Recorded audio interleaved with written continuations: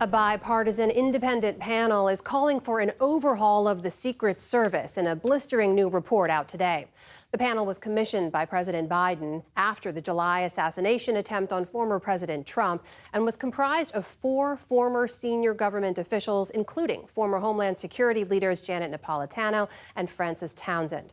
For more on the report's findings and the recommendations, we're joined by Carol Leonnig, investigative reporter at The Washington Post and the author of Zero Fail: The Rise and Fall of the Secret Service. Carol, welcome back. It's good to see you. Thanks for having me. Carol, it's a pretty blunt assessment of the Secret Service failures that led to a gunman being able to take 8 shots at former President Trump at that Pennsylvania rally. In the report, they list an absence of critical thinking, a lack of ownership.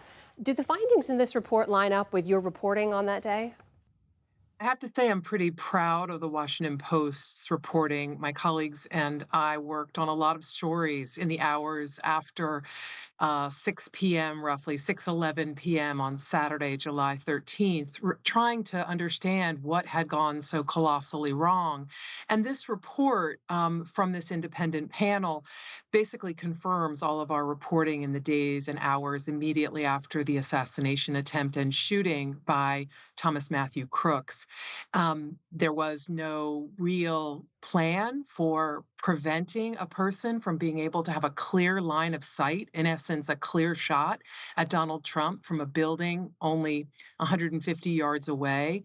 There were major problems in communications, no ability for the local police to directly tell the Secret Service in a clear and direct way and an instantaneous way that they were chasing a suspicious person and having reports of someone clambering onto a roof with a long gun.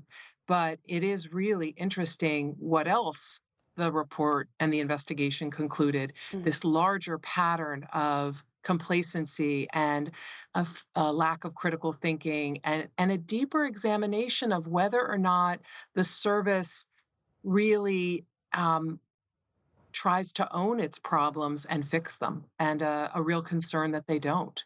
Among the recommendations is one that the next director of the Secret Service come from outside the agency. How big a shift would that be for the Secret Service? It's something the Secret Service has resisted for decades. There have been 10 years ago, 9 years ago, when I ran a series, the Washington Post ran a series of stories, investigative pieces that I wrote about huge security breaches, not an assassination attempt, but near misses and other efforts to kill President Obama.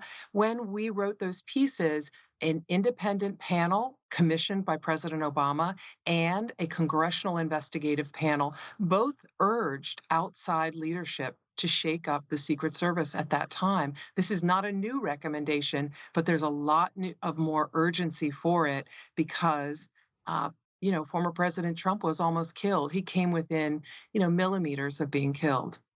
Carol, you have long reported on the lack of resources and funding that the Secret Service has been navigating. This one line from the report did stick out. They wrote, the failures of July 13th are not primarily tied to budgetary deficiencies at the service. Put otherwise, even an unlimited budget would not, by itself, remediate many of the failures of July 13th. I mean, correct me if I'm wrong, they seem to be calling for a complete cultural overhaul. Is that possible?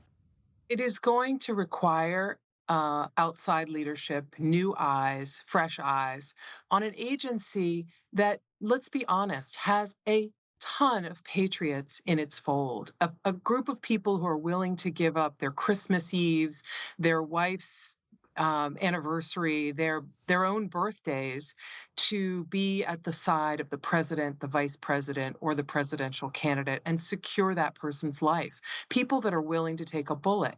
But it's also an agency that has become more interested in covering up problems than in identifying them and fixing them. A culture that doesn't like to let anybody inside for fear that somebody will discover how much of a sort of hall of mirrors and smoke it is. There is a lot of duct tape holding the Secret Service together and a lot of heart on the part of these patriots.